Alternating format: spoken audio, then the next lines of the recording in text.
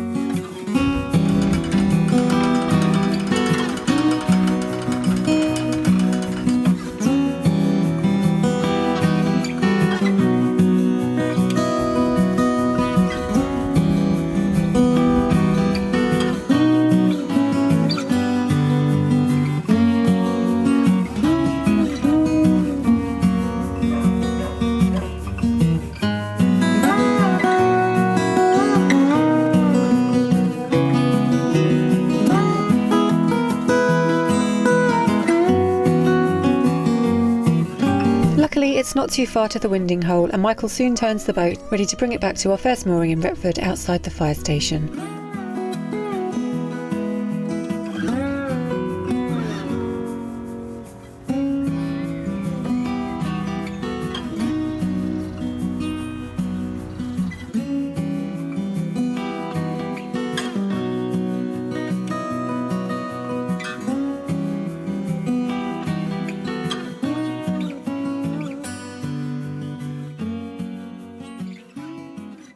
Shopping's done and the sun's come out. Back up the town lock we go.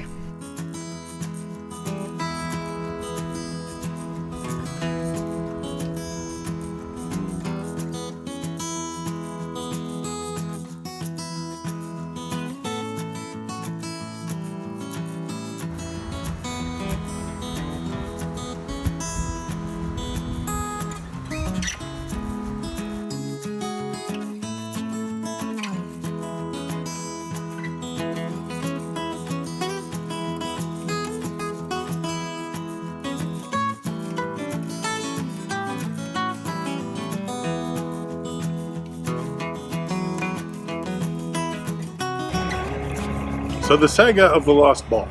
George was walking down this towpath. Now you might not be able to see it with all the brightness from that camera there, but over here is another towpath. And they're only a good dog jump away from each other, but human walking speed, they're about 15 minutes apart. At least at the point where George dropped the ball, which is in that aqueduct up ahead. George was on this side.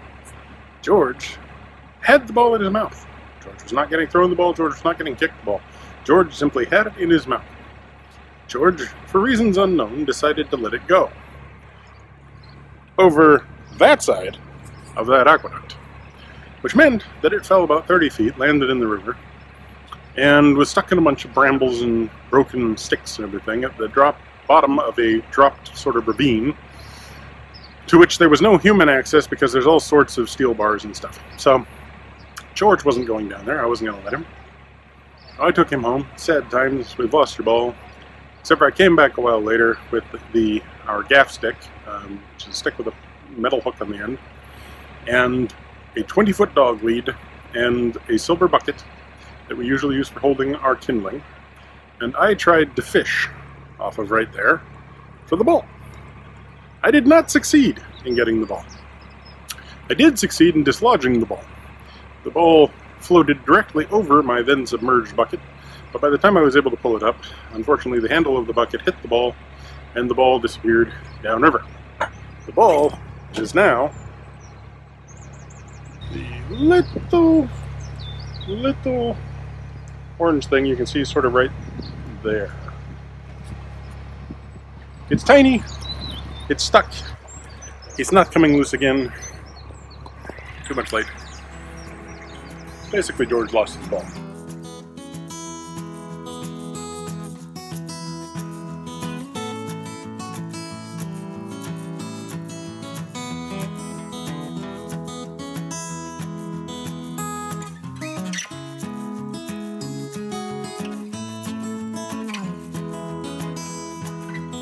Back up West Retford Lock, and there's no sign of the frog that was liberated from here in our last vlog.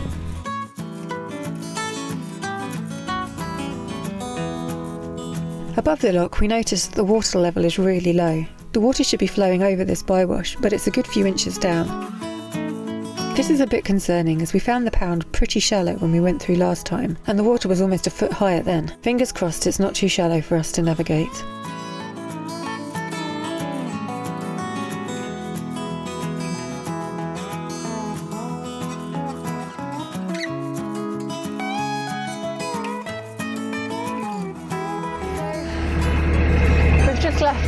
Left West Retford Lock, Retford West Lock.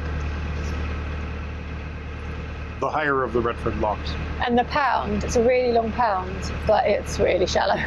It's down about 8 inches. Yeah, like you can look over onto the side there and see 4 inches to dirt and apparently the muffler off of the Chevy Vega.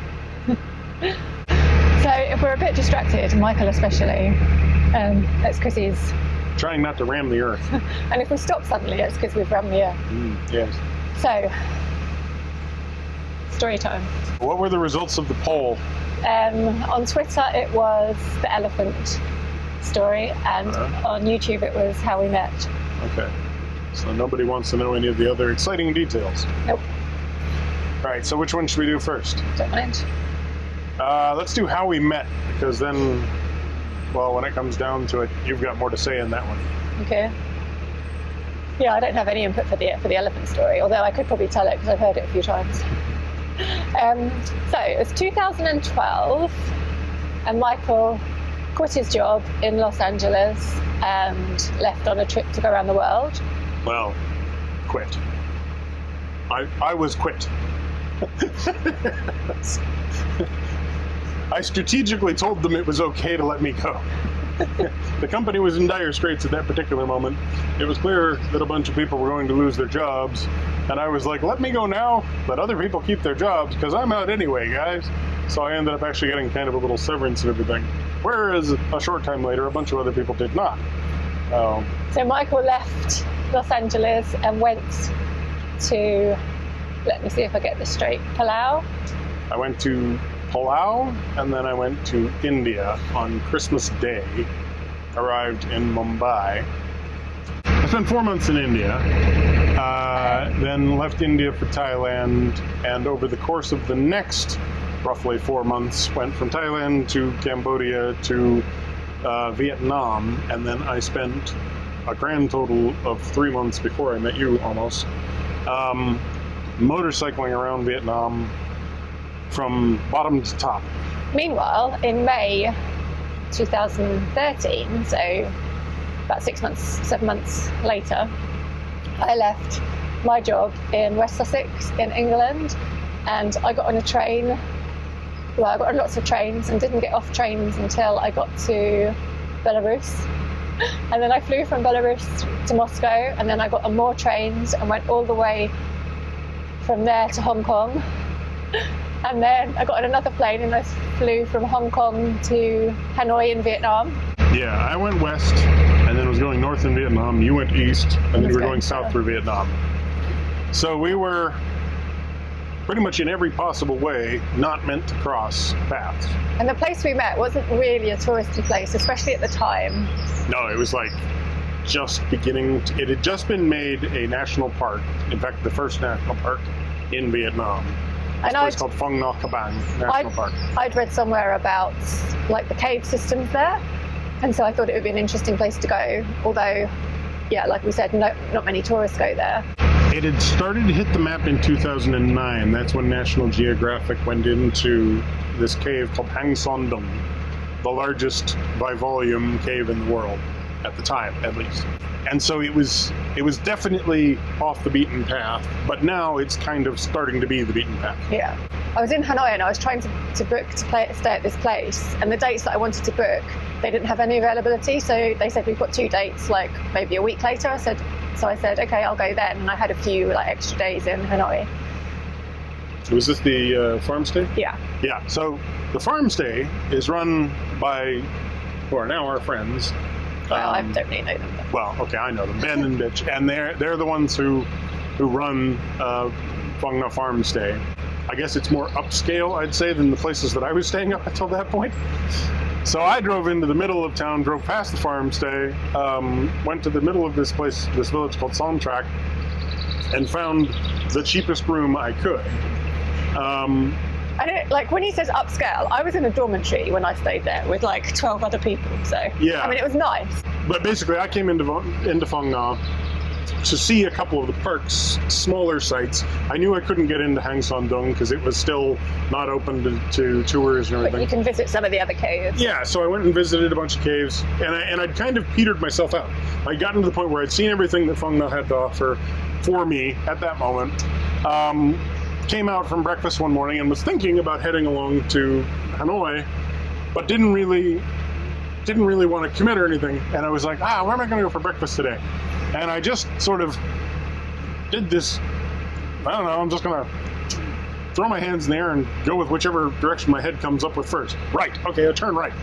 Turn right, walked over to a place called, at the time, I think it became Easy Tiger Phong Nha, and met this guy, Ben, who's the Australian, who owns the place that Joe ended up staying at, the Phong Nha Farm Stay. And Ben happened to mention, as we were talking, hey, do you want to meet this guy, Howard, who is about to open up a tour into the world's largest cave? And I'm like, well, hell yeah. Let's go meet him.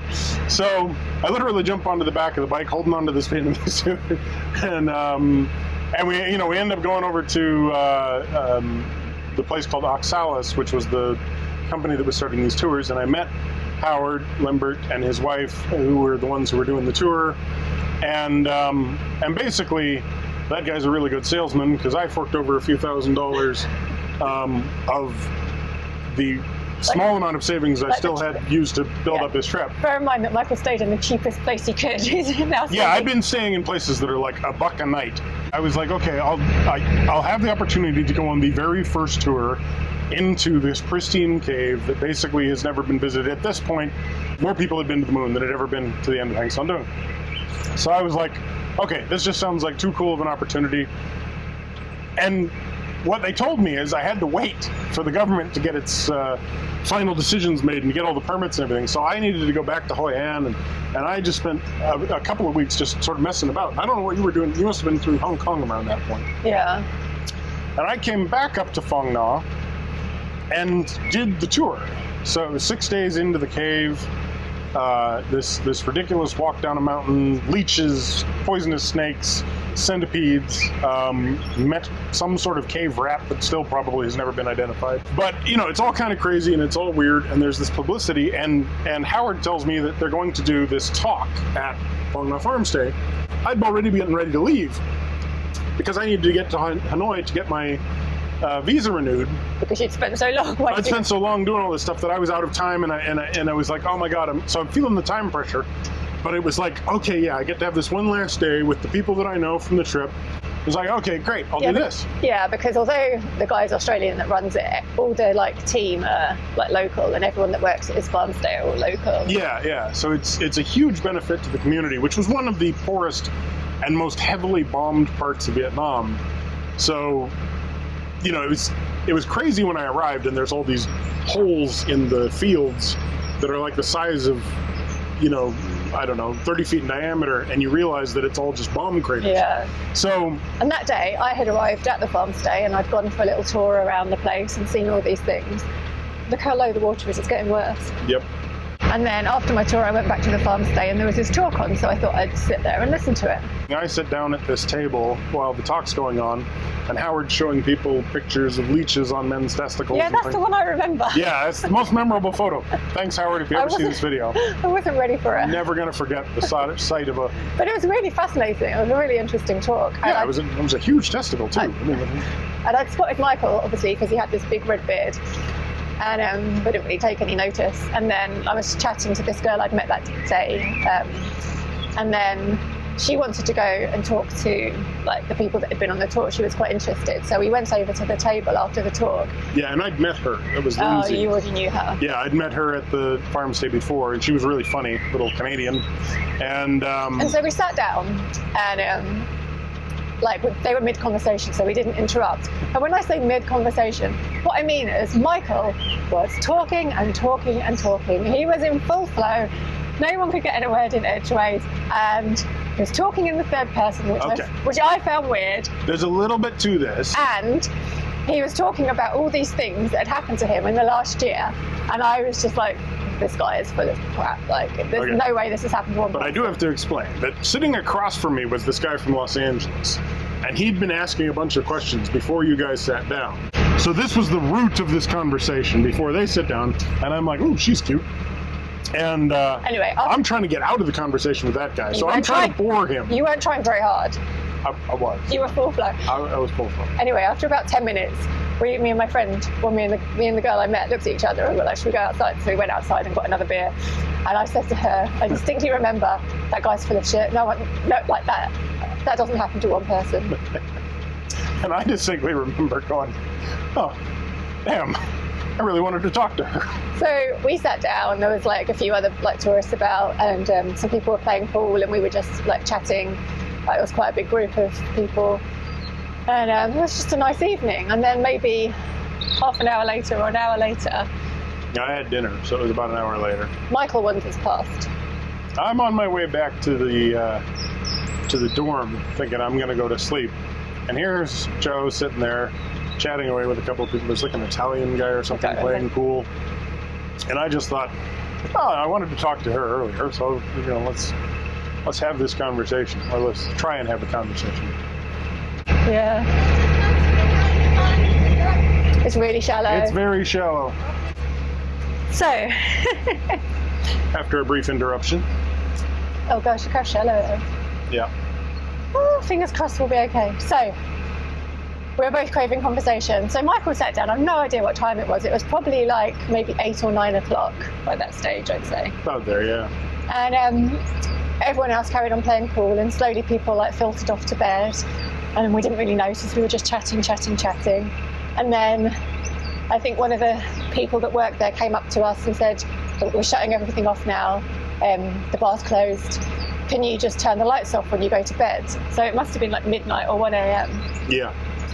And we talked to everybody, all of the young tourists and everybody, all the people who were out there just bonging and beering away, they've all disappeared for the night. We're still up top.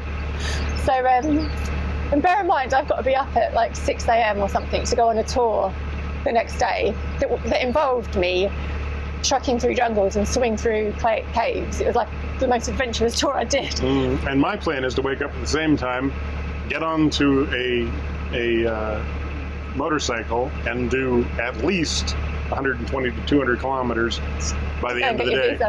Yeah. So I think if it hadn't been for us getting up, we probably would have talked all night. But in the end, we were both like, look, we just have to go to bed. Michael had made me cry, like not in a horrible way. The conversation had just got emotional about like just the stuff we were talking about. And yeah, so I went to bed, Michael went to bed, and we swapped. I think we'd swapped Facebook details by then. Yeah. And then, in the morning, I was really nervous about my tour. Like, I didn't really want to be swimming in jungle rivers and caves and all sorts of things. So I was desperate to eat breakfast because I knew I was going to use a lot of energy. So I was trying to get this breakfast down me and wasn't enjoying it. And Michael came over to talk to me, and I just wasn't that interested in the conversation. And I was like, pretty much anything you do to talk me out of going right now will talk me out of going, but I gotta go if you don't talk me out of going. I didn't talk about it. And then she barely talked to me at all, and I was like, oh, well, I thought there was a connection, but maybe not. But we'll see, you know. And so I left sort of disappointed. I spent a whole bunch of time pulling ticks off dogs after you left, and then I got onto the bike. And I went into the jungle and swam through caves and met massive spiders and God knows what else. I fell over and cried and got a massive bruise on my bum, and it was a tough day. And she didn't completely forget about me. No, so after that I travelled back down through the southern end of Vietnam, across Cambodia and into Thailand, and I got to Bangkok about 6 weeks later, and you went up through northern Vietnam. Yeah, I got to Hanoi after a few misadventures on a couple of mountains, nearly getting killed a dozen times, and having to go to the hospital with part of a Q-tip stuck in my ear, and got my visa extended, which involved having to exchange the $100 bills that I had because there were too many creases in them. So I had to go to an ATM, get fresh $100 bills, but then they wouldn't take the $100 bills because they didn't look new enough. So I had to bribe a guy at a gold. Okay, we're grounding out. Let's just stop. A little bit.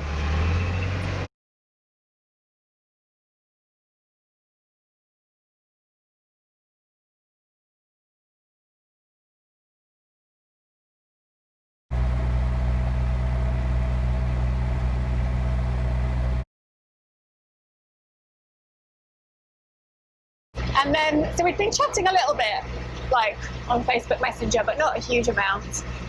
And I happened to mention that I was going to this place called Chiang Mai in northern Thailand, and I wanted to visit this elephant sanctuary because there's a lot of bad elephant tourist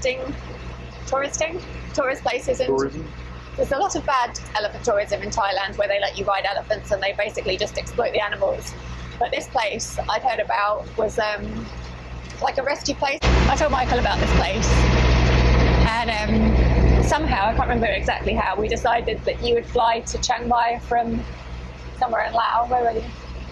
I decided that you were interesting enough, and elephants sounded good too. I don't know if it came for me or the elephant. I was halfway through Laos, and it was basically a question of, do I want to continue south through Laos and miss the opportunity to see you, but see, some of the parts of Laos that I had missed, and then go through a bunch of places that I'd already been to, or did I just change direction? And so I felt like changing direction. So I got into an airplane.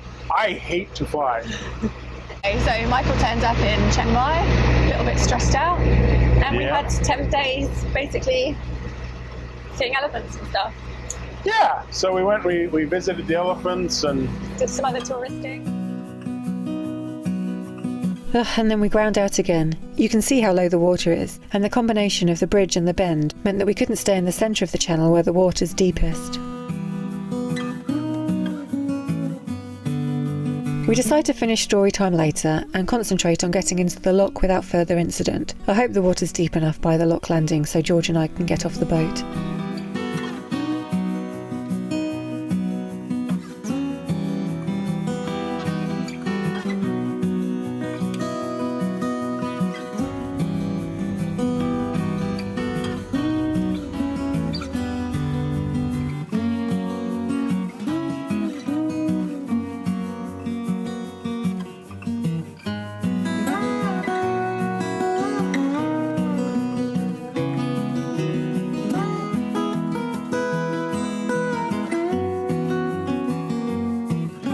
It's a bit of a relief to be finally in the lock. The water levels are fine above here.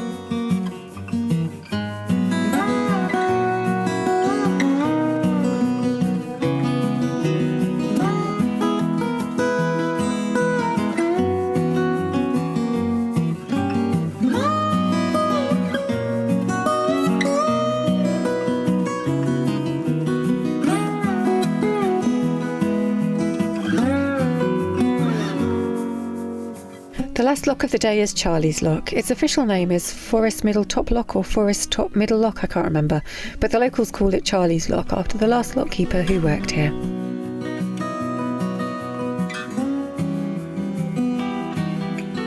Michael takes the boat up to the turning point to spin around, and then he comes back to the water point so we can fill up.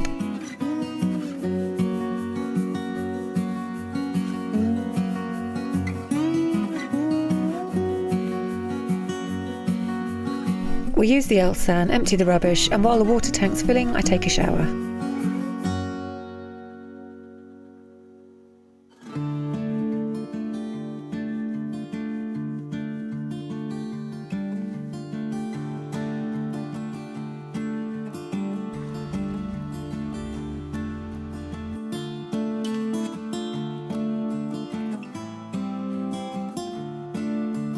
Tank full, and it's back down Charlie's Lock and onto the visitor mooring, which luckily is empty.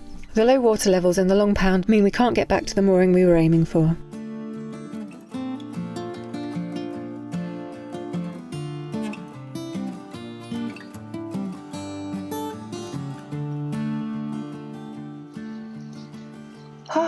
So, Like a different day. Storius interruptus, Maximus. But we finished our cruise now, so no more interruptions. Yeah. Basically, it's kind of long story short. Michael finished his trip via Europe. Via Europe to New York, and then across New York to Vancouver, and then a road trip from Vancouver back to Los Angeles, where I eventually came to Venice Beach, where I'd started. You went to Malibu. No, I went to Malibu afterwards. First I went to Venice Beach. Anyway, so then I finished my trip and I went from a month in India, a month in back to Thailand, a month in Malaysia, a month in Indonesia, a month in Australia, and a month in New Zealand. And I was in New Zealand, and that was the end of my trip. And it was always planning, like I'd always planned it was the end of my trip. So I needed to get from the furthest possible point from my home from New Zealand back to my home. And I was like, I couldn't have been further away if I tried, I don't think. Not really. I mean, you know, yes, with space travel. But... So I had two options. I could fly back the way I came via Europe, or I could carry on going around the world and fly via Los Angeles, which is where Michael was. So I flew via Los Angeles and I stopped.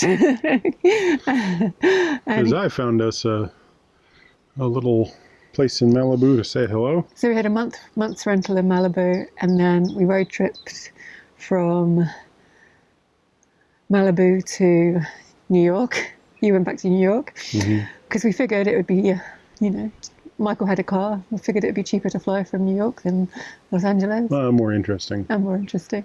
It was a really good way of getting to know each other. The plan was to go back to England and Michael find work in England. And we got to England and I found a job.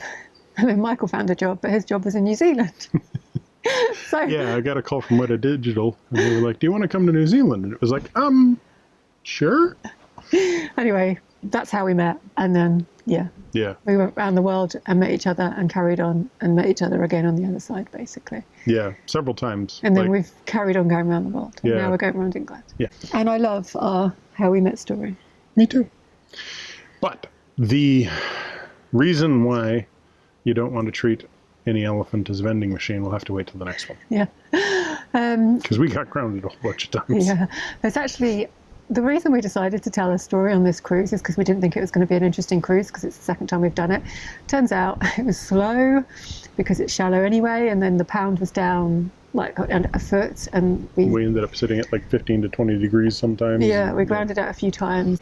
I was just exhausted. So we've actually ended up back on the mooring just below that log because we can't go to the moorings that we wanted to because they were like there was no water, basically. Yep. But we've got to call into the CRTs, so if they get that fixed in the next day or two, they'll give us a call back and we can get you down. Yeah, and we're actually on a mooring. It's a visitor mooring, but there's basically 3 boats stuck on this section, 2 other boats than us, and one of the other boats has spent a lot of time on this mooring, but they went down yesterday or the day before. I guess they needed food. So we've come on this mooring and like it's not their mooring, so it's fine. But I hope they don't come back thinking that we stole it because like we basically had no choice. But if they come back, it means that the route through there is and open we can again. Go. So we're not too worried about it. No.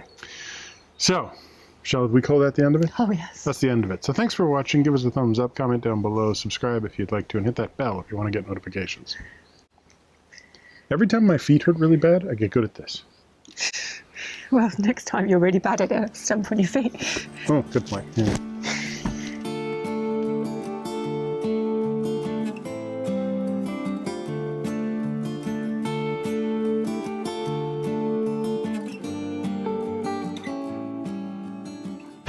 The 3rd degree, she just wasn't really listening. I'm like, hi, yeah, we're on the Chesterfield Canal and we're moving to get water because we've been waiting till our tank gets empty, and we run into a low water situation at the Retford West Lock, and she's like, Easy to say. yeah, it's not easy to say. And she was like, so why are you moving? I'm like, well, to get water. She's like, because you know we have travel restrictions on right now. Yes, I know that.